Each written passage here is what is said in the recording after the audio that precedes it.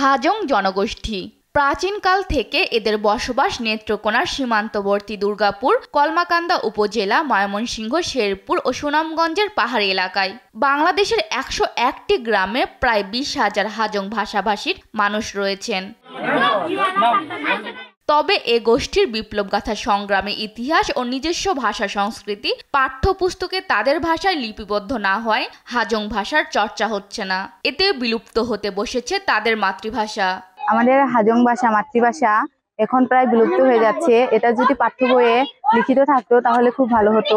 বর্তমানে আমাদের যে নতুন প্রজন্ম আছে তারা আমাদের মাতৃভাষা হাজং ভাষাটা তার চর্চা করছে না, কারণ স্কুলে পাঠ্যপুস্তকে বাংলা ভাষাতেই লিপিবদ্ধ আছে। বাচ্চাগুলো হাজং ভাষা পারে না। ওদের সরকারের কাছে দাবি যেন বই পুস্তকে আমাদের হাজং ভাষা লিপিবদ্ধ থাকে, বাচ্চা কাচ্চারা যেন ভবিষ্যতে আমাদের ভাষা চর্চায় থাকে। তবে ভাষা রক্ষায় নিজের উদ্যোগে কাজ করছেন নেত্রকোনা দুর্গাপুর উপজেলার খুজিগড়া গ্রামের যুবক অন্তর হাজং। গত 7 বছর ধরে নানা সীমাবদ্ধতার মধ্যেও নিজের টিউশনির টাকায় বাড়ি বাড়ি গিয়ে হাজং ভাষা শিক্ষা দিচ্ছেন তিনি।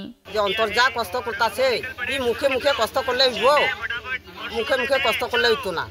সকালে মুখে মুখে বলবো, বিকাল হইলে ভুলে যায়গা। যেটা বই না থাকলে এটা বই দিত, বই দেখিয়ে পড়তো, চাইলে শিখতো, পোলাপানও শিখতো, আমরাও শিখতো। আমরা তো মোটামুটি আগের মানুষ, তেও কয়েক বছরে আমরা পারে, তেও বললে গেলু গা, খালি বাংলা ভাষাই বলে। এখন তো আমরা কোনো দায় না, বাংলাও না, হাইজংও না। প্রতিটি গ্রামগুলোতে গিয়ে গিয়ে আমার মাতৃভাষা যেন টিকে থাকে, সেজন্য তাদের সাথে বিভিন্ন মন্দির, বিভিন্ন উঠোনে বসে বসে তাদের সাথে এই ভাষা চর্চা করে যাচ্ছি।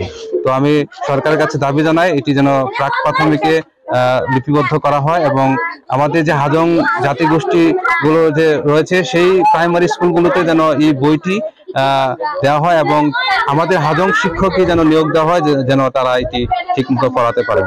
হাজং ভাষা রক্ষায় অন্তর হাজংকে সহায়তা ও সরকারের ঊর্ধ্বতন মহলকে অবগত করার কথা জানান এই কর্মকর্তা।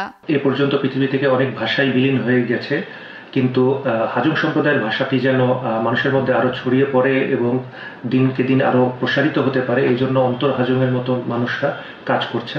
আমরা উপজেলা প্রশাসনের পক্ষ থেকে উনাকে সার্বিক সহায়তা করতে প্রস্তুত আছি। উনার যে ধরনের সহযোগিতা প্রয়োজন আমরা ওনার সাথে যোগাযোগ করব এবং উনার এই উদ্যোগকে আমরা আমাদের সরকারের অন্যান্য মহলেও জানানোর উদ্যোগ নেব। আন্তর্জাতিক মাতৃভাষার মাসে হাজং ভাষা রক্ষায় গবেষণা করে বর্ণ তৈরি সহ সব ধরনের উদ্যোগ দেখতে চান হাজং জনগোষ্ঠীর লোকজন। নিউজ ডেস্ক, দেশ টিভি।